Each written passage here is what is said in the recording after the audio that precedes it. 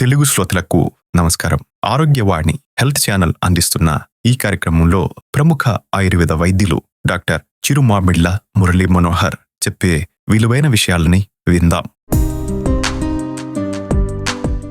చాలా మందిని ఆయాసం అనేది ఇబ్బంది పెడుతూ ఉంటుంది, కంగారు పెడుతూ ఉంటుంది. దీన్ని షార్ట్నెస్ ఆఫ్ బ్రెత్ అంటారు. ఇలాంటి ఆయాసం వస్తున్నప్పుడు కంగారు పడాల్సిన పని లేదు, కానీ దీనికి దారితీసే కారణాలని తెలుసుకొని దానికి అనుగుణంగా చర్యలు తీసుకోవాలి. దీనికి మీకు ఒక 9 ముఖ్యమైన పాయింట్లు సహాయపడతాయి. వీటిని తెలుసుకుందాం. మొదటి పాయింట్, మీరు తెల్లగా పాలిపోయినట్లు ఉంటారా? తీవ్రమైన నీరసం, నిస్సత్తువలు ఆవహిస్తూ ఉంటాయా? అప్పుడు మీ ఆయాసానికి కారణం రక్తహీనత అంటే ఎనీమియా అని. రెండో పాయింట్, మీరు సిగరెట్ స్మోక్ చేస్తారా? అప్పుడు దీనికి కారణం ధూమపాన దుష్ఫలితం అని. మూడో పాయింట్, ఊపిరి తీసుకునేటప్పుడు పిల్లి కూతల లాంటి శబ్దాలు వస్తూ ఉంటాయా? ప్రధానంగా రాత్రిపూట పొడిదొగ్గు వస్తుందా? అప్పుడు మీ ఆయాసానికి కారణం ఉబ్బసం అంటే ఆస్మా అని. నాలుగవ పాయింట్, మీ చేతి గోర్లని గమనించండి. కుంభాకారంలో తెరిచిన గొడుగు పైనుండేటువంటి ఉపరితలం లాగా కనిపిస్తూ ఉంటాయా? అప్పుడు మీ ఆయాసానికి కారణం ఎంఫిసిమా అనే సమస్యని. ఐదో పాయింట్, ఛాతిలో నొప్పిగా ఉంటుందా? ముఖ్యంగా శారీరక శ్రమ చేసినప్పుడల్లా ఇలాగా ఆయాసం వస్తూ ఉంటుందా? మీకు హై బ్లడ్ ప్రెషర్ అంటే అధిక రక్తపోటు ఉన్నట్టు కానీ, లేదా గుండెలో ధ్వని అంటే మర్మర్స్ ఉన్నట్టు కానీ మిమ్మల్ని టెస్ట్ చేసిన డాక్టర్ అన్నారా? అప్పుడు మీ ఆయాసానికి కారణం గుండె జబ్బులు అంటే హార్ట్ డిసీజెస్ అని. ఆరో పాయింట్, శరీరం లోపల వేడిగా ఆరాటంగా అనిపిస్తూ ఉంటుందా? లేకపోతే ఈ మధ్య ఎప్పుడైనా తీవ్రమైనటువంటి బాడీ టెంపరేచర్ అంటే ఉష్ణోగ్రతతో బాధపడ్డారా? అలాంటప్పుడు మీ ఆయాసానికి కారణం ప్రాణవాయువు చాలకపోవటం అని. ఇక ఏడో పాయింట్, ఆయాసం అనేది ఉన్నట్టుండి ఛాతిలో పొడుస్తున్నట్టుండి నొప్పితో మొదలైందా? అలాంటప్పుడు దానికి కారణం స్పాంటేనియస్ నీమోథొరాక్స్ అని. ఇక ఎనిమిదో పాయింట్, ముందుగా కాలిపిక్కల్లో నొప్పి, వాపు ఇలాంటివి మొదలైన ఆ తర్వాత ఆయాసం వచ్చిందా? అలాంటప్పుడు ఈ ఆయాసానికి కారణం ఊపిరితిత్తుల నాళాల్లో గడ్డలు అడ్డుపడుతూ ఉండటం అని. ఇక తొమ్మిదో పాయింట్, మీరు విషవాయువుల మధ్య పనిచేస్తూ ఉంటారా? అలాంటప్పుడు ఈ ఆయాసానికి కారణం ఆ కాలుష్యపూరితమైన వాతావరణం తాలూకు దుష్ఫలితం అని. ఇలా మీకు ఆయాసం ఉన్నప్పుడు దానికి కారణాలని లోతుగా విశ్లేషించడం అవసరం. వీటిని మరింత డీటెయిల్డ్గా తెలుసుకుందాం. చాలా మంది ఆయాసం, ఉబ్బసం రెండు ఒకటే అనుకుంటూ ఉంటారు, కానీ కాదు. ఉబ్బసం అనేది ఒక వ్యాధి, ఆయాసం అనేది ఒక లక్షణం. ఉబ్బసంలో ఆయాసం ఉంటుంది, కానీ ఆయాసంలో ఉబ్బసం ఉండాలి అనే నియమం లేదు. ఎవరికైనా అకారణంగా ఆయాసం వస్తున్నట్లు అనిపిస్తూ ఉంటే దానిని తీవ్రమైనటువంటి విషయంగానే అనుకోవాలి. కారణం లేకుండా ఫలితం ఉండదు, కాబట్టి అకారణంగా వస్తున్నట్టు అనిపించినప్పటికీ కూడా దాని వెనక ఏదో ఒక నిగూఢమైన ప్రమాదకరమైనటువంటి కారణం ఉండే ఉంటుంది. దానిని ఇన్డెప్త్ అంటే కూలంకషంగా శోధించాలి. శ్వాసక్రియ తాలూకు ఆ గతి సంఖ్యల్లో కష్టత, వైషమ్యాలు చోటు చేసుకున్నప్పుడు దాన్ని ఆయుర్వేద శాస్త్ర గ్రంథాలు శ్వాస కృత్యత లేదా వికృత శ్వాస కింద చెప్పాయి. ఒక్కొక్కసారి ఆయాసం ఒక లక్షణంగా కాకుండా ఒక స్వతంత్రమైన వ్యాధిగా కూడా వచ్చే అవకాశం ఉందని ఆయుర్వేద గ్రంథాలు చెప్పాయి. అలా వచ్చే ఆయాసాన్ని శ్వాస వ్యాధి అంటారు. యోగరత్నాకరం అనే ఆయుర్వేద గ్రంథం ఈ శ్వాస రావటానికి కారణాలని చాలా సమగ్రంగా వివరించింది. వాటిలో ప్రధానమైనవి పాండు వ్యాధి అంటే రక్తహీనత, జ్వరం, ధూళితో నిండిన వాతావరణంలో తిరగటం, అహితకరమైనటువంటి పొగల్ని పీల్చడం, చల్లటి వాతావరణంలో తిరగటం, దగ్గుని అశ్రద్ధ చేయటం, విషతుల్యమైనటువంటి ఆహార పదార్థాలని తీసుకోవటం, అజీర్ణం వల్ల విరేచనాలు కావటం అంటే ఆమాతిసారం ఇలాంటివి. ఆయుర్వేదం శ్వాస వ్యాధిని 5 రకాలుగా విభజించి చెప్పింది. ఉబ్బసం వ్యాధిగా ప్రాచుర్యం పొందిన తమక శ్వాస ఈ శ్వాస వ్యాధిలో ఒక భాగం. ఎక్కువ లావుగా ఉన్నవాళ్లు, అదే పనిగా ధూమపానం చేస్తూ వ్యాయామం జోలికి పోకుండా ఉండేవాళ్లు, కదిలే బస్సు లోపలికి దూకినప్పుడు 2 మెట్లని అమాంతం ఒకేసారి ఎక్కినప్పుడు ఆయాసపడటం అసహజం కాదు. కానీ ఎవరిలోనైనా స్పష్టమైన కారణం ఏది కనిపించకుండా ఏ టీవీ చూస్తున్నప్పుడో, భోజనం చేస్తున్నప్పుడో ఉన్నట్టుండి ఆయాసం మొదలైతే దాన్ని సీరియస్గానే తీసుకోవాలి. మనలో శ్వాసక్రియ అసంకల్పితంగా నిమిషానికి 15 సార్లు చొప్పున జరుగుతూ ఉంటుందన్న సంగతి తెలిసిందే. మామూలు సందర్భాల్లో శ్వాస తీసుకుంటున్నామన్న సంగతి మనకి తెలియదు. బాగా ఎక్సర్సైజ్ చేసినప్పుడు, ఆందోళనగా ఉన్నప్పుడు, ఉత్కంఠతోటి బుగదీసుకుపోయినప్పుడు మన శరీరపు క్రియాధర్మాలు వేగవంతం అవుతాయి. దీంతో ఎక్కువ ప్రాణవాయువు అంటే ఆక్సిజన్ ఖర్చు అవుతుంది. దాంతోపాటే ఎక్కువ బొగ్గు పులుసు వాయువు అంటే కార్బన్ డైఆక్సైడ్ శరీరంలో అక్యూములేట్ అవుతుంది. ఇది శరీరానికి ఎక్కువగా అవసరం లేనిది, ఎక్కువ మోతాదులో నిల్వ ఉండకూడదు కాబట్టి బయటకు వెళ్ళిపోవాల్సి ఉంటుంది. అలా వెళ్ళాలంటే శ్వాస వేగం పెరగాలి, అంటే ఆయాసం అలా మొదలవుతుంది. శారీరక శ్రమ వల్ల ఆయాసం వస్తున్నప్పుడు కొంతమంది ఆదుర్దాతో కల్పితంగా శ్వాసక్రియని వేగవంతం చేస్తారు, అంటే వేగంగా గాలి పీల్చుకుంటూ ఉంటారు. ఇలా చేయటం వల్ల కావాల్సిన దానికంటే ఎక్కువ మోతాదులో బొగ్గు పులుసు వాయువు బయటికి వెళ్ళిపోవటం వల్ల శరీరంలో రసాయన పదార్థాల సమతూకం దెబ్బతింటుంది. దీంతో కళ్ళు తిరిగినట్టుగా అనిపించటం, కాళ్ళు చేతులు తిమ్మిలు పట్టడం, స్పృహ తప్పటం ఇలాంటివి సంభవిస్తాయి. ఇటువంటి సందర్భాల్లో ముక్కు ఎదురుగా ఒక కాగితపు సంచిని తెరిచి ఉంచి వదిలినగానే మళ్లీ పీల్చాలి. అలా చేస్తే కార్బన్ డయాక్సైడ్ తిరిగి భర్తీ అవుతుంది. అలా కుదరకపోతే ఒక ముక్కు రంధ్రాన్ని వేలుతో మూసుకొని మరొక ముక్కు రంధ్రంతో గాలి పీల్చినా సరిపోతుంది. శ్వాస వేగం ఏ సందర్భంలో లేదా ఏ వ్యాధుల్లో పెరుగుతుందో తెలుసుకునే ముందు అసలు ప్రాణవాయువు రక్తంలో ఎలా కలుస్తుంది అనేది కొంచెం తెలుసుకోవటం అవసరం. అంటే ఈ ప్రాణవాయువు రక్తంలో కలిసే విధానం పైన మీకు అవగాహన ఉండాలి. వాతావరణంలో ఇతర వాయువులతో పాటు ప్రాణవాయువు కూడా ఉంటుందన్న సంగతి తెలిసిందే. మనం గాలి పీల్చుకుంటున్నప్పుడు అది ఊపిరితిత్తుల లోపలికి ప్రవేశిస్తుంది. ప్రాణవాయువు ఊపిరితిత్తుల్లో ఉండే చిన్న చిన్న కుహరాలు, అంటే ఈ ఆల్వియోలై గోడల ద్వారా రక్తంతో, ఇంకా స్పష్టంగా చెప్పాలంటే రక్త కణాల్లో ఉండే హిమోగ్లోబిన్తో కలిసిపోయి సర్వశరీరగతంగా ప్రయాణం చేస్తూ కణాల లోపలికి విలీనం అవుతూ ఉంటుంది. ఇలాగా సరఫరా అయిన ప్రాణవాయువు ద్వారా కణజాలాలు వాటి క్రియాధర్మాలని నిరాటంకంగా కొనసాగిస్తూ ఉంటాయి. ఏదైనా కారణంతో హిమోగ్లోబిన్ లోపించిందనుకోండి, లేదా ఈ ఎర్ర రక్త కణాలు వ్యాధిగ్రస్తం అయ్యాయనుకోండి, అప్పుడు రక్తానికి ప్రాణవాయువుని సరఫరా చేసే శక్తి తగ్గిపోతుంది. మన దైనందిన జీవితంలో అనేక సందర్భాల్లో ప్రాణవాయువు కొరత ఏర్పడే అవకాశం ఉంటుంది. అందరికీ అన్ని వేళలా సమస్య రాకపోవచ్చు, సమస్య ఉండకపోవచ్చు. ప్రతి వాళ్ళకి కొంతమందికి ఎక్కువ, మరి కొంతమందికి అరుదుగా ఈ సమస్య ఎదురవ్వచ్చు. హిల్ స్టేషన్లో ఇలాంటి ప్రదేశాలలో, ఎత్తైన ప్రదేశాల్లో ఉండే వాళ్ళకి, పర్వతారోహకులకి చుట్టుపక్కల వాతావరణంలో ఆక్సిజన్ శాతం తగ్గటం వల్ల ఆయాసంగా అనిపిస్తూ ఉంటుంది. కొంతమందికి గొంతులో ఏదన్నా అడ్డుపడ్డప్పుడు ఊపిరి అందకపోవటం వల్ల ఆయాసం వస్తుంది. అలాగే మరికొంతమందిలో గుండె సమర్థవంతంగా పని చేయలేని సందర్భాల్లో ఊపిరితిత్తులు బాగా నిండిపోవటం మూలాన కూడా ఆయాసం రావచ్చు. అంతేకాకుండా నిమోనియా లాంటి వ్యాధులు సోకి ఊపిరితిత్తులు పూర్తి స్థాయిలో పనిచేయనప్పుడు కూడా ఆయాసం వస్తుంది. ఒక్కొక్కసారి గుండె, ఊపిరితిత్తులు, శ్వాసనాళాలు అన్నీ సక్రమంగానే ఉన్నా ఆయాసం వచ్చే అవకాశం ఉంది. ఉదాహరణకు తీవ్రమైన జ్వరం, థైరాయిడ్ గ్రంథి అసాధారణ స్థాయిలో చురుకుదనాన్ని సంతరించుకోవటం, అంటే హైపర్ థైరాయిడిజం, స్థూలకాయం, శరీరపు లోపల పొరల్లో ఎక్కడో చడి చప్పుడు కాకుండా క్యాన్సర్ పెరుగుతూ ఉండటం, కొన్ని రకాల మందులు, వీటన్నిటి వల్ల ఆయాసం రావచ్చు.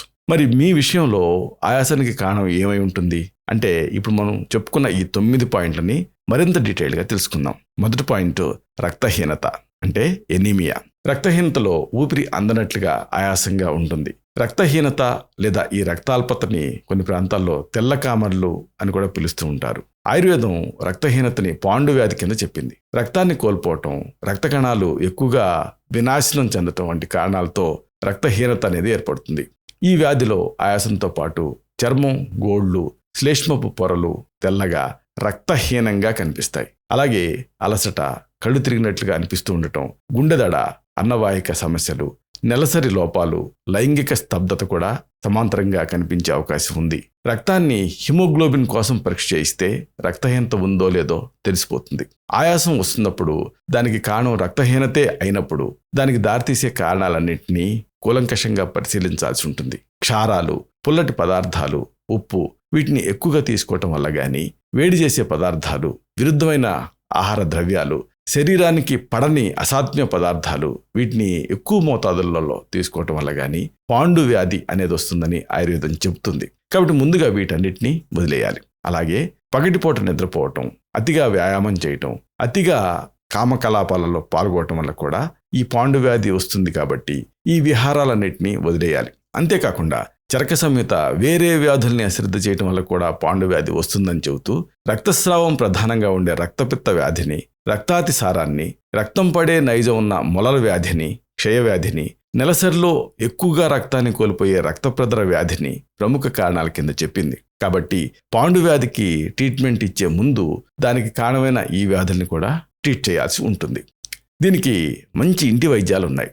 ఉదాహరణకు ఒక 6 కిలోలు ఉసిరికాయలు, అలాగే 3 కిలోల బెల్లం తెచ్చుకొని ఒకదాని మీద మరొక దాన్ని పొరలు పొరలుగా ఒక మట్టి కుండలో పేర్చాలి. కుండపైన గాలి చొరబడకుండా మూకుడు పెట్టి పైనుంచి మందపాటి గుడ్డతో వాసికం కట్టి భూమిలో ఒక 40 రోజుల పాటు పాతి పెట్టాలి. తర్వాత ఈ కుండను తీసి లోపల పదార్థాలను బాగా కలిపి వారం పాటు వదిలేయాలి. పైన ఒక రకమైన ద్రవం తేలుతుంది. దాన్ని పారబోసేసి మిగిలిన దాన్ని వాడుకోవాలి. పావు కప్పు మోతాదుగా రోజుకి 2 సార్లు చొప్పున తీసుకుంటూ ఉండాలి. ఇలాంటిదే మరొక ఇంటి వైద్యం రక్తహీనతకి కరక్కాయ పొడిని గాని సొంటి పొడిని గాని అరచెంచాడు మోతాదుగా బెల్లంతో కలిపి రోజు 2 పూట్ల తీసుకోవచ్చు. మరొక ఇంటి వైద్యం చెరుకు రసాన్ని గ్లాసుడు చొప్పున రోజుకి కనీసం ఒకసారి తాగుతూ ఉంటే రక్తహీనతలో ఉపయోగం కనిపిస్తుంది. మరొక వైద్యం తిప్పతీగ, త్రిఫలాలు, అడ్డసరం, కటకరోహిణి, నేలవేము, వేపపట్ట వీటిని సమతూకంగా తెచ్చుకొని కషాయం కాచి రోజుకి 2 సార్లు తాగినా గానీ రక్తహీనత సమస్య నుంచి బయటపడతారు. దీంతో ఆయాసం తగ్గుతుంది. ఇలాంటి ఈ రక్తహీనత వల్ల ఆయాసం ఉన్నప్పుడు ఆ సమస్యను ట్రీట్ చేయడానికి లోహభస్మం, పునర్నవాది మండోరం, కాంతవల్లభరసం, నవాయస లోహం, లోహాసవం, ఆయస్కృతి, భృంగరాజాసవం ఇలాంటి మందుల్ని ప్రిస్క్రైబ్ చేస్తూ ఉంటాం. ఇక రెండో పాయింట్, ఈ ఆయాసానికి కారణం ధూమపానం తాలూకు దుష్ఫలితం, అంటే ఈ స్మోకింగ్ తాలూకు బ్యాడ్ ఎఫెక్ట్స్. సిగరెట్ల వల్ల శ్లేష్మపు పొరలు తడారిపోయి ప్రాణవాయువు సరఫరాలో సమస్య ఏర్పడుతుంది. దీంతో గాలి కోసం ఆయాసపడాల్సి వస్తుంది. ఆయాసం వస్తున్నప్పుడు సిగరెట్ మానేస్తే చక్కటి మార్పు కనిపిస్తుంది. అయితే అప్పటికే ఈ స్మోకింగ్ వల్ల ఊపిరితిత్తులు దెబ్బతిని ఉంటే కేవలం సిగరెట్లు మానేసినంత మాత్రాన సరిపోదు, ట్రీట్మెంట్ కూడా తీసుకోవాల్సి ఉంటుంది. ఇక ఆయాసానికి మూడవ కారణం ఉబ్బసం, అంటే ఆస్మా. ఆయాసంతో పాటు ఉబ్బసంలో పిల్లి కోతలు, రాత్రిపూట పొడిదగ్గు ఈ లక్షణాలు ప్రముఖంగా కనిపిస్తాయి. ఇది ఎక్కువగా వంశపారపర్యంగా వస్తూ ఉంటుంది. శ్వాస నాళాల గోడలు ముడుచుకుపోవటం, వాటి లోపలుండే శ్లేష్మపు పొరలు ఉబ్బటం ఇలాంటి కారణాలతో ఉబ్బసం అనేది వస్తుంది. వాతావరణంలోని పుప్పొడి రేణువులు, దుమ్ము, ధూళిలో ఉండేటటువంటి కీటకాలు, అవి విడుదల చేసే రసాయనాలు, పశువుల మలమూత్రాలు, పక్షుల ఈకలతో చేసిన అలంకరణ సామాగ్రి, దిండు పరుపులు ఇలాంటివన్నీ కూడా, అలాగే కొన్ని రకాల మందులు, ముఖ్యంగా ఆస్పిరిన్, నొప్పిని తగ్గించడానికి తీసుకునే non steroidal anti inflammatory drugs ఇలాంటివన్నీ శరీరంలో ఎలర్జీని కలిగించే అంశాలు. వీటికి వ్యతిరేకంగా ప్రతి రక్షక కణాలు తయారై ఉబ్బసాన్ని కలిగిస్తాయి. ప్రపంచ జనాభాలో 10 నుంచి 20% మంది ప్రజలు ఉబ్బసంతో బాధపడుతూ ఉన్నారు. దురదృష్టకరమైన విషయం ఏంటంటే ఈ వ్యాధి వచ్చే విధానం గురించి, వ్యాధి సమగ్ర రూపం గురించి ఎన్ని కొత్త సంగతులు తెలుస్తున్నప్పటికీ కూడా రోజురోజుకి ఈ ఆస్మాతో బాధపడే వాళ్ళు ఎక్కువ అవుతున్నారు తప్పితే తగ్గటం లేదు.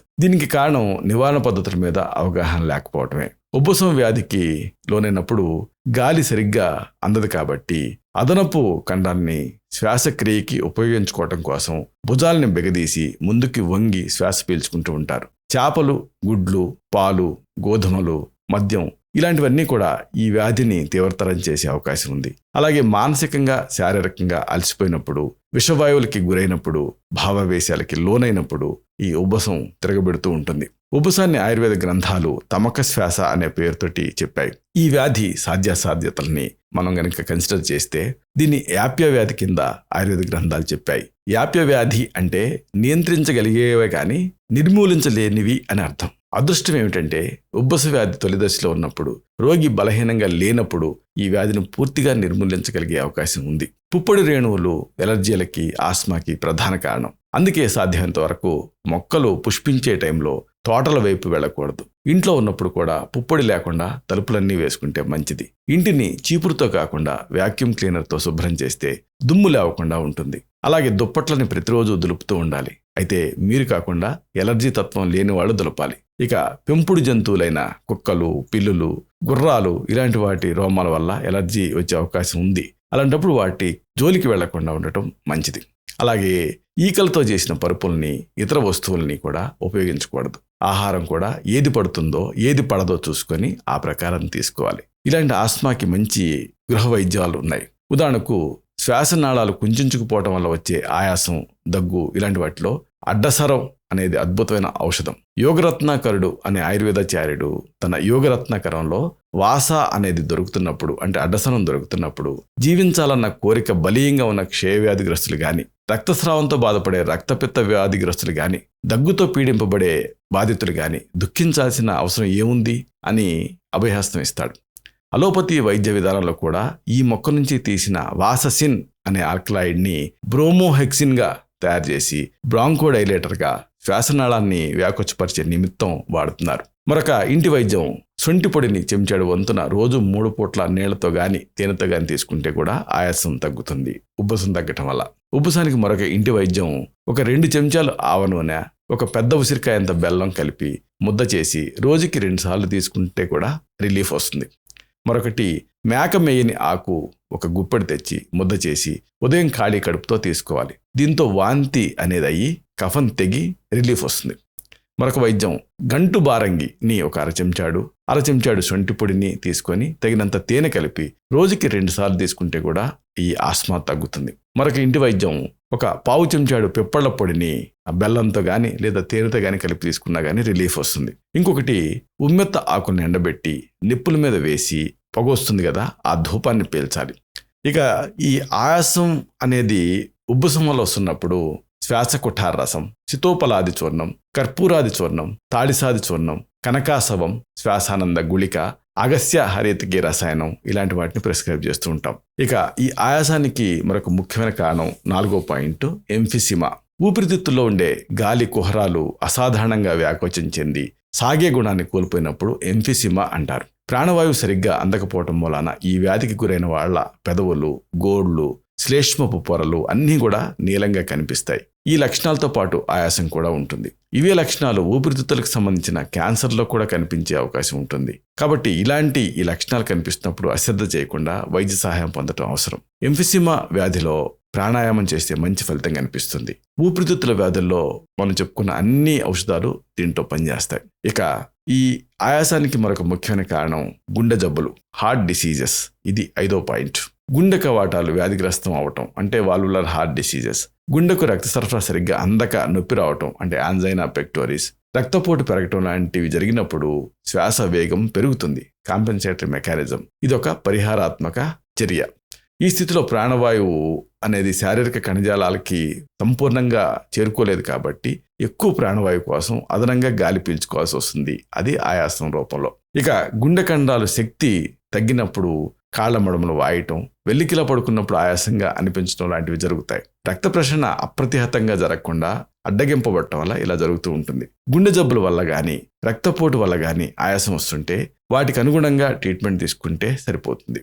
ఇలాంటి సందర్భాలలో ఈ కండిషన్ని ట్రీట్ చేయడానికి ఉదాహరణకు యాంజైనాలో శృంగి భస్మం, మహావాత విధ్వంసిని రస్, త్రైలోక్య చింతామణి రస్, జహర్మోహరా భస్మం, బృహత్వాత చింతామణి ఇలాంటివి ప్రిస్క్రైబ్ చేస్తూ ఉంటాం.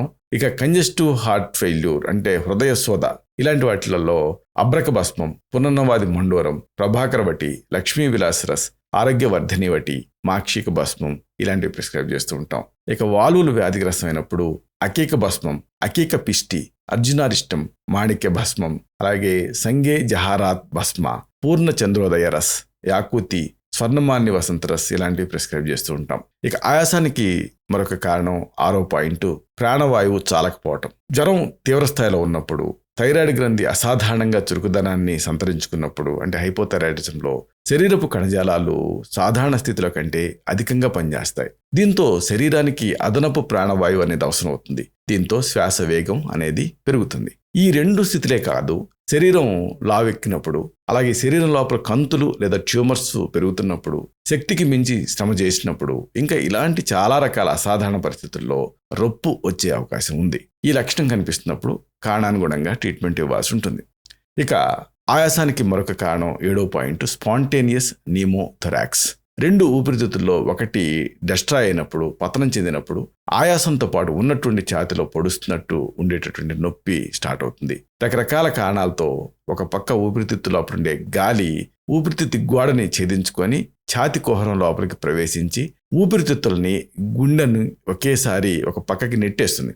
అలాంటప్పుడు ఛాతిలో పదునైన నొప్పి వస్తుంది, శ్వాస వేగం పెరుగుతుంది, దగ్గు ఇలాంటి లక్షణాలు కూడా కనిపిస్తాయి. ఇలా జరగటాన్ని స్పాంటేనియస్ నీమోథొరాక్స్ అంటారు. దీనికి స్పాట్లో వెంటనే సత్వరమే వైద్య సహాయం పొందాల్సి ఉంటుంది. ఇక ఆయాసానికి మరొక కారణం 8వ పాయింట్, ఊపిరితిత్తుల నాళాల్లో గడ్డలు అడ్డుపడుతూ ఉండటం. కాళ్ళ సిరల్లో గడ్డలు ఏర్పడినప్పుడు డీప్ వీన్ థ్రాంబోసిస్ అంటారు. ఒక్కొక్కసారి అవి ఎగోకి అంటే ఊర్ధ్వముఖంగా వెళ్ళి ఊపిరితిత్తుల్లో తట్టుకుపోయేటటువంటి అవకాశం ఉంది. అలాంటప్పుడు ఛాతీ నొప్పితో పాటు శ్వాస వేగం కూడా పెరుగుతుంది. ఒక్కొక్కసారి దగ్గు, రక్తపు జీరతో కూడినటువంటి కఫం కూడా పడుతూ ఉంటుంది. ఇలా ఎక్కువగా సంతాన నిరోధక మాత్రలు వాడే మహిళల్లో జరిగే అవకాశం ఉంది. ఈ లక్షణాలు కనిపిస్తున్నప్పుడు మూత్రాన్ని జారీ చేసే మందుల్ని, రక్తాన్ని పల్చగా ఉంచే మందుల్ని వైద్య సలహా మేరకు వాడాల్సి ఉంటుంది. ఇలాంటి సందర్భాలను ట్రీట్ చేయడానికి లసునాదివటి, నాగార్జునాభ్రరస్, కోక్షరాది గుగ్గులు, సమీరపన్నగరస్, రససింధూరం ఇలాంటి వాటిని ప్రిస్క్రైబ్ చేస్తూ ఉంటాం. ఇక last but not the least point, 9వ పాయింట్, ఆయాసానికి కాలుష్యపూరితమైనటువంటి వాతావరణంలో గడపటం. పట్టు పరిశ్రమలు, తోలు కర్మాగారాలు, బొగ్గు గనులు, ఆస్బెస్టాస్ ఫ్యాక్టరీలు ఇలాంటి వాటిలో పనిచేసే వాళ్ళు విషవాయువుల్ని పీల్చుకుంటూ ఉంటారు. వీళ్ళలో చాలా మంది ఊపిరితిత్తులకు సంబంధించిన జబ్బులతో బాధపడుతూ ఉంటారు. ఈ వ్యాధులన్నింటిలో కూడా ఆయాసం అనేది ఒక ప్రధానమైన లక్షణం. ఆహారేతర పదార్థాలు అడ్డుపట్టడం వల్ల ఆయాసం వస్తూ ఉంటే ప్రథమ చికిత్సతో సరిపోతుంది. అనారోగ్యకరమైన వాతావరణ పరిస్థితులు, అహితకరమైనటువంటి విషవాయువుల వల్ల ఆయాసం వస్తూ ఉంటే వాటి నుంచి దూరంగా ఉండటం అనేది అన్నిటికంటే బెస్ట్ పద్ధతి. కార్యక్రమాన్ని చివరి వరకు విన్నందుకు చాలా సంతోషం. మరిన్ని వివరాల కోసం లేదా అపాయింట్మెంట్ కోసం కాంటాక్ట్ చేయాల్సిన మా address doctor Murali Manohar Chirumamilla, MD Ayurveda, Raksha Ayurvedalaya, plot number 13, Ramamurthy Nagar R, CBCID colony, Hyder Nagar, Kukatpally. Landmark metro train pillar number A663, Hyderabad. Pin code 500085, Telangana state, India. Phones 9246575510, 9177445454. Email address muralimonohar2008@gmail.com. Website address www.muralimonohar.com. Timings 9:30 AM to 7 PM. Sundays 8 AM to 2 PM.